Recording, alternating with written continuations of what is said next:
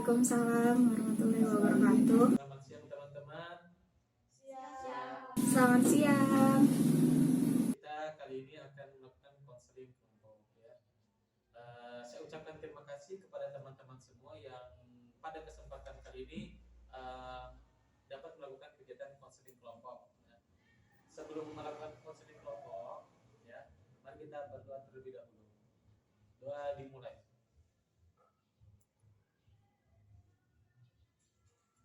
Doa selesai. Bagaimana kabarnya hari ini teman-teman? Alhamdulillah baik Pak. Baik, sebelum kita memulai konseling kelompok, saya akan menjelaskan apa itu konseling kelompok. Ya. Konseling kelompok itu adalah proses penentuan oleh konselor dengan memanfaatkan kegiatan kelompok untuk memecahkan suatu masalah. Nah, contohnya nanti mungkin ada diskusi kelompok, Bapak tanya, kemudian nanti ada juga sesi di mana yang lainnya itu saling memberikan solusi. Ya, Insyaallah paham ya? Baik, ya sebelum kita mulai konseling kelompok, ada game sedikit menarik nih untuk mengasah, terus untuk membuat kita percaya diri gitu ya. Ini apa tuh Pak? Nanti dilihat Ya, ya. siapa? Gamesnya adalah membuat lingkaran, kemudian kotak begini, tapi penanya nggak boleh diangkat. Jadi harus bundar begini, terus gimana gambar kotaknya? Ini kan ada garisnya ya, ini ada garis yang sambungnya. Iya Pak. Kelihatan? Iya. Coba. Tolong kan, silakan.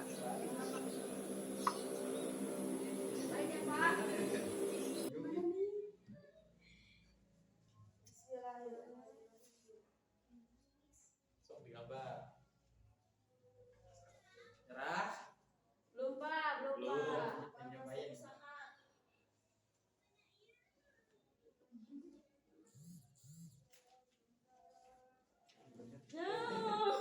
Gimana? Sudah Pak.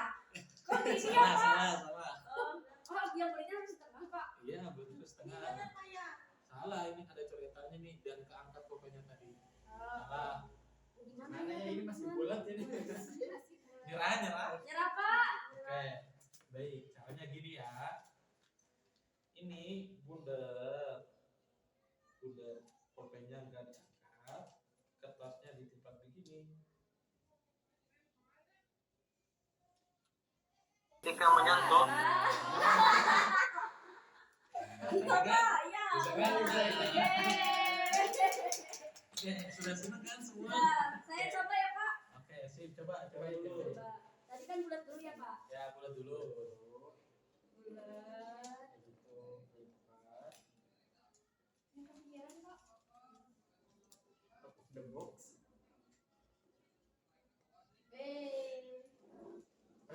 Bisa Pak. Kok bisa Pak? Bisa kan? Oke. Berarti kita sudah bisa siap ya mulai konseling kelompoknya ya. Ya, Ya boleh, kan? Pak. Ya. Simpan dulu Pak ya. Bagaimana kamu melihat diri kamu? Melihat diri saya sebagai orang yang sibuk Pak, akhirnya susah dalam mengatur waktu. Baik, untuk selanjutnya kepada Wida, apa yang menjadi permasalahan kamu saat ini? Permasalahan saya ada di biaya SPP sekolahnya Pak, adapun transportasi dan salah jurusannya. baik. Untuk selanjutnya kepada Nadia, apa yang menjadi permasalahan kamu saat ini? Permasalahan saya saat ini kurang fokus dalam belajar. Nah, bagaimana kalau untuk Murasana? Bagaimana yang jadi permasalahan kamu saat ini? Permasalahan saya yaitu ada di kurangnya disiplin. Saya kurang disiplin dalam sehari-hari, misalnya saya suka telat dalam mengerjakan tugas, melakukan kegiatan. Oke, baik. Nah, sekarang untuk Teh Yeni, ya, bagaimana permasalahan kamu saat ini? Apa yang menjadi permasalahan kamu saat ini? Saya merasa pada proses pembelajaran materinya dan ketika saya mengulang materinya masih tidak dapat saya serap. Selanjutnya ke Rizky. Apa yang ingin kamu ubah pada diri kamu? Saya ingin merubah pola hidup saya Pak, terutama dalam manajemen waktu. Nah, sekarang selanjutnya Winda. Menurut kamu selama ini apakah ada kendala dalam pembiayaan pendidikan kamu? Ya mungkin kendalanya ada di orang tua saya, pekerjaan orang tua saya, karena kan pekerjaan orang tua saya itu tidak menetap. Dan akhir-akhir ini ayah saya tidak bekerja, jadi mungkin tidak sanggup untuk membiayai sekolah saya. Oke, selanjutnya untuk Nadia, menurut kamu apa sih penyebab kamu itu bisa kurang fokus dalam belajar? Menurut saya sekarang ya Pak ya, kenapa saya kurang fokus belajar, yaitu saya kurang merasa belajar itu gimana ya, kurang merasa itu tujuan hidup saya sekarang gitu, tujuan saat ini. Oke, baik. Selanjutnya Teh Nulasana, sebutkan hal-hal apa saja yang ingin kamu ubah pada diri kamu. Mungkin dari saya yang harus diperbaiki ya adalah lebih disiplin lagi, banyak bersyukur, sama makannya dikurangin, sama dikurangin lagi bersosmed yang lama yang sia-sia. Nah, selanjutnya Teh ini, sebutkan hal-hal yang ingin kamu rubah gitu pada diri kamu. Saya ingin memperbaiki cara belajar saya, meningkatkan motivasi belajar saya, dan juga ingin lebih fokus dalam belajar. Apa saja yang telah kamu pelajari dan kamu terima selama ini? Jadi seperti menonton motivasi di YouTube, terus juga mencari informasi di Google, dan kalau misalkan untuk hal yang diterima saya baru bisa menerimakan kondisi saya sekarang Pak, yaitu susah mengatur waktu. Nah, Bapak mau nanya, apakah kamu itu di sekolah termasuk siswi berprestasi atau pintar dalam menerima pembelajaran? Alhamdulillah saya dari TK sampai SMA sekarang pernah masuk peringkat di kelas, dan ada beberapa penghargaan yang saya dapatkan baik itu dalam bidang akademik maupun non akademik. Dan mungkin dalam menerima pelajaran juga terkadang saya sulit itu untuk menerima pelajaran yang telah dipelajari. Nah, Pak mau nanya ke Nadia lagi. Apakah Nadia di sekolah itu termasuk salah satu siswi yang pintar dan mudah dalam menerima pembelajaran?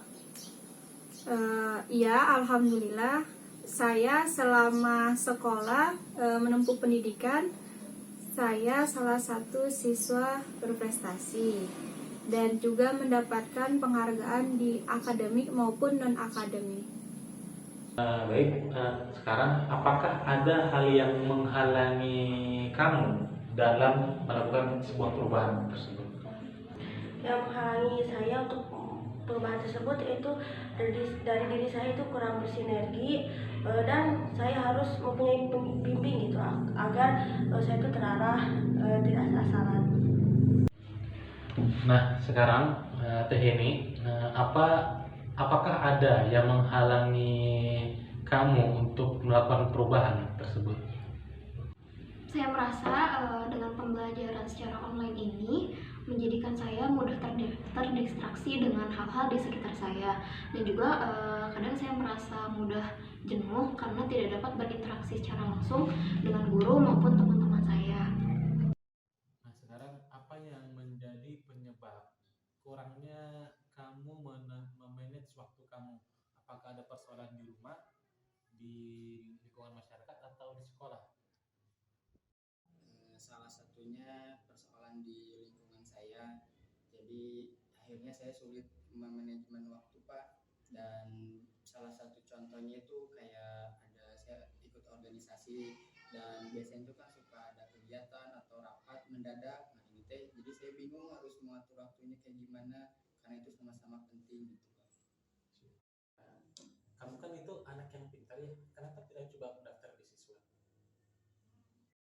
Saya tuh sudah mencoba beasiswa dari di dalam sekolah maupun di luar sekolah gitu Pak. Tapi mungkin bukan rezekinya dan memang saya harus tetap berusaha gitu untuk mendapatkan beasiswa-beasiswa lain.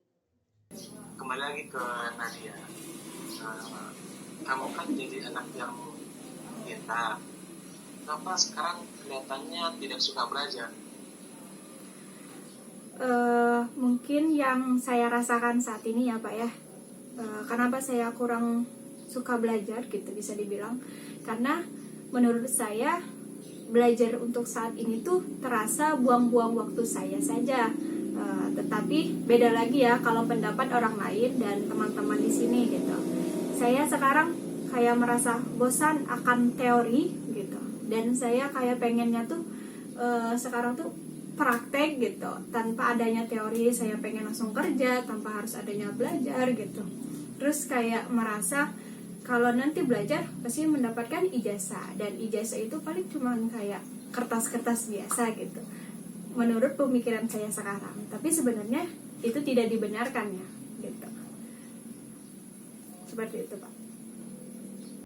Oke, nah sekarang menurut kamu sendiri, apakah kamu menjadi seseorang yang seperti dirimu sendiri atau kamu hidupnya itu ya seperti seorang yang diharapkan gitu?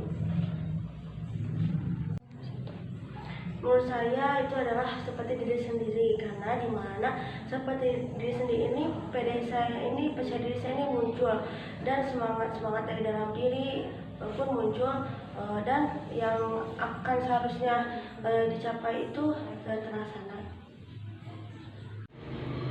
Untuk gini, apakah kamu itu menjadi seseorang yang menjadi diri sendiri atau seseorang yang diharapkan orang lain gitu? Apa yang seharusnya Pak, karena saya merasa adanya harapan-harapan itu menjadikan saya lebih termotivasi lagi untuk menjadi lebih baik dan juga lebih bermanfaat untuk sekitar. Nah sekarang Bapak nanya, apakah kamu itu mau berhenti cuman karena masalah biaya gitu? Sebisa mungkin saya pengen lagi pendidikan Pak. Baik, kembali lagi kepada Nadia. Bapak nanya kepada kamu, apakah kamu mau berhenti hanya karena kurang fokus belajar seperti itu? Tentu saja tidak ya Pak ya, karena kembali lagi itu masalah pemikiran saya sekarang gitu. Cuman kalau memilih mau berhenti atau tidak ya saya pasti tidak, karena tujuan saya kedepannya, cita-cita saya ada dalam proses pembelajaran itu. Terus juga ada harapan orang tua saya yang harus saya tuju gitu dengan proses belajar juga. Cuman untuk pemikiran saya seperti itu, makanya saya pengen berkonsultasi kepada teman-teman gitu, gimana biar saya bisa fokus lagi dalam belajar. Itu aja Pak. Nah sekarang, hal penting apa sajakah yang telah kamu pelajari dan kamu terima? Hal penting yang saya terima adalah menerima pelajaran dari setiap guru atau orang lain, dan pelajari kesalahan dari saya sendiri. Sekarang, apa yang menjadikan penyebab kurangnya disiplin? Kemudian, apakah ada persoalan di rumah gitu, di lingkungan atau di sekolah gitu?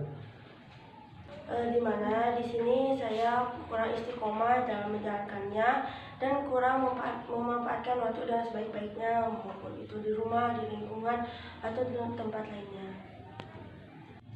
Nah, sekarang bagaimana kamu itu memandang orang tuamu? Apakah bisa menjadi motivasi buat kamu atau tidak? Ia memotivasi saya, soalnya orang tua saya mengajarkan saya untuk berbuat baik, dan orang tua saya ini terus gigih dan semangat mendidik saya. Terus orang tua saya juga rela berkorban apapun untuk saya, dan selalu menegur apa yang kalau saya berbuat salah. Sekarang Bapak mau nanya, apa yang menjadikan penyebab kurangnya daya serap saat kamu belajar? Mungkin dari dalam keluarga, atau di lingkungan masyarakat, atau di sekolah? Karena pembelajaran online dan juga fasilitas di rumah saya yang kurang memadai, Pak. Sekarang, hal penting apa saja yang telah kamu pelajari selama ini dan kamu terima? Saya tertarik untuk membaca buku-buku tentang self improvement dan juga yang saya yakini adalah hidup tentang belajar. Sekarang Bapak nanya lagi, bagaimana kamu memandang orang tuamu? Apakah dapat menjadi motivasi dalam hidupmu atau tidak? Saya banyak berkorban dan juga berjuang untuk saya, maka saya tidak ingin mengecewakan mereka. Baik, semuanya telah memberikan penjelasan masalahnya. Nah, selanjutnya mari kita pilih yang mana di antara teman-teman semua yang masalahnya paling berat. Kalau menurut saya sepertinya masalah Nadia Pak yang lebih berat. Saya juga ngerasa Nadia lebih berat Pak masalahnya. Ya Pak, ya Pak, ya Nadia. Saya setuju Pak. Oke, kalau gitu mari kita berikan solusi buat Nadia. Mungkin bisa dimulai dari rekan-rekan Saya siapa? dulu Pak? saja, Oke, Pak. siap. Kalau dari saya, Nadia mungkin bisa ditingkatkan lagi ya disiplin dalam belajarnya dan juga dalam aktivitasnya juga, lalu mengurangi gangguan-gangguan yang bisa hal terjadi. Siapa lagi? Saya Pak, mungkin kalau dari saya Nadia itu lebih ditingkatkan lagi belajar dan jangan sampai waktu belajar sekolah itu terganggu gitu Pak. Ada lagi yang berikan solusi? Saya Pak, ya solusi untuk Nadia itu lebih fokus belajarnya, lebih banyak membaca dan gunakan waktu dengan sebaik-baiknya. Kalau dari saya pribadi mungkin Nadia harus menghindari gangguan belajar, bisa jadi melakukan persiapan belajar juga dan juga menentukan waktu yang tepat untuk belajar. Oke, sekarang bagaimana tanggapannya dengan Teh Nadia?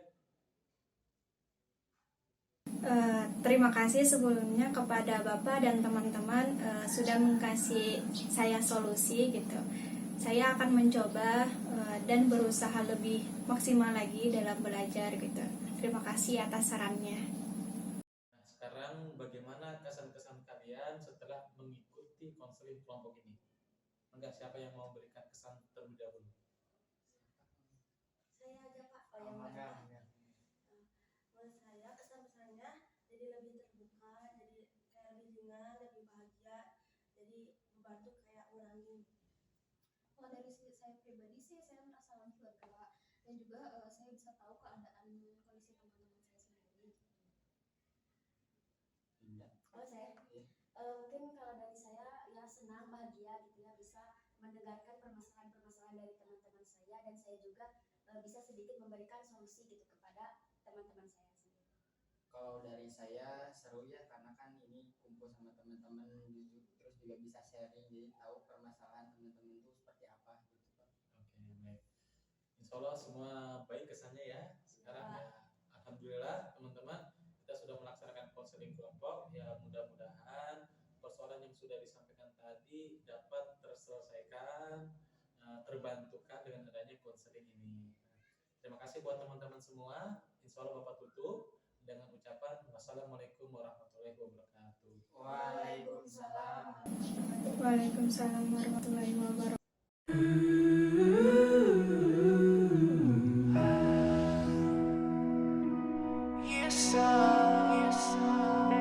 Sorry, I'm gonna leave. I'm driving so far.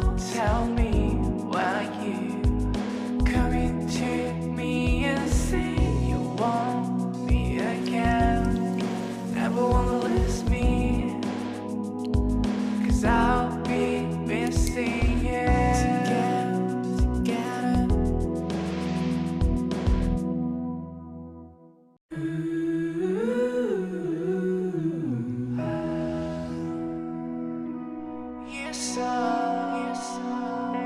Sorry, I'm gonna leave.